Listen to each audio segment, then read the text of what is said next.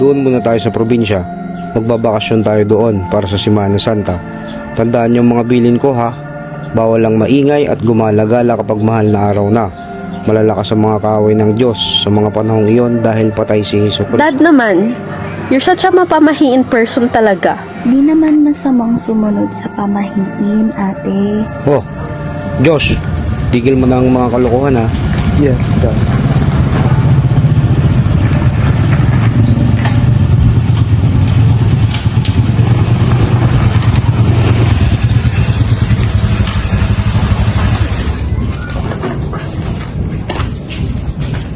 Hindi na masama, ate.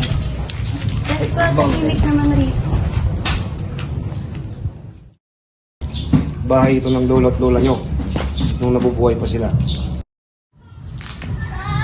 Dito ako lumaki. Tara na sa loob. Naiinip na ako eh.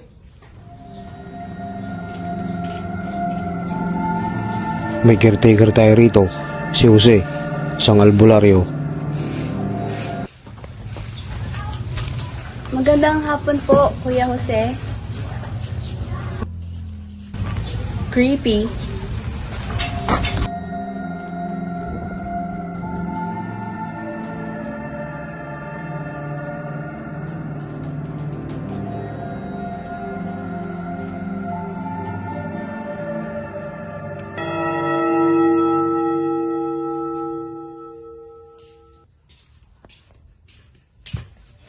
Oy, yung cellphone Uy, ko, sino Diyos! to? Akin Sino na kasi to? yan. Paano Oy, may nagchat? ano ba yan? Ate, si Josh, yung phone ko. Kasi ate, may naliligaw na sa goody two shoes nating kapatid. Hoy! Hoy, ano ba? Akin na yan, akin na yan. Akin na kasi. Oy! Ano ba?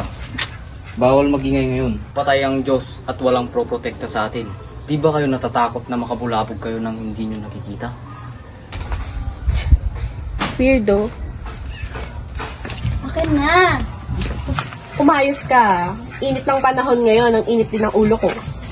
Hanap na lang tayo ng ilog and doon maligo para lumamig yung ulo mo. I don't think that's a good idea. KJ naman. Where's the nearest ilog? Here? Tayo na lang maghanap.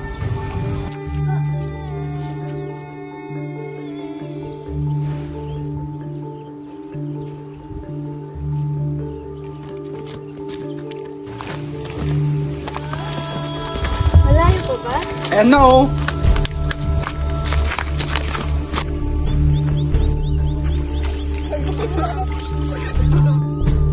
Hindi lang ako ah. Ay, pala ka! Visit kang pala ka kayo!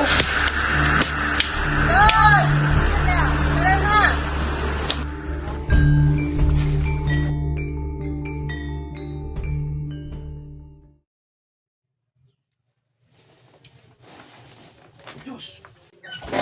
Josh! Ba't puro ka pa sa? Anong nangyari sa kapatid nyo? Hindi po namin alam. Wala pa po yun kahapon pumunta kami sa ilog. Tara! Kuya.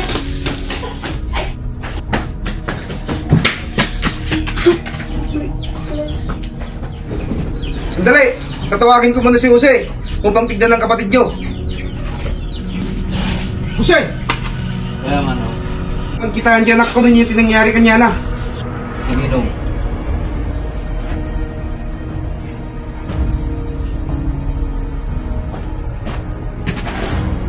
Inyo tinarami diyo. Uray ti langit ang muna ti paspasamak takta.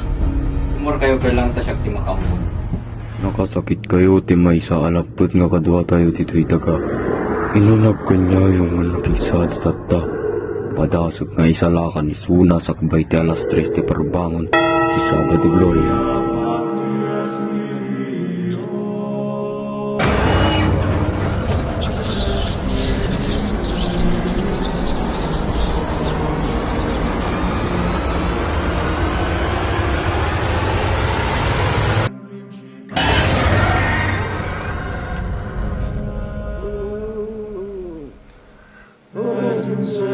Ala, anday sunan.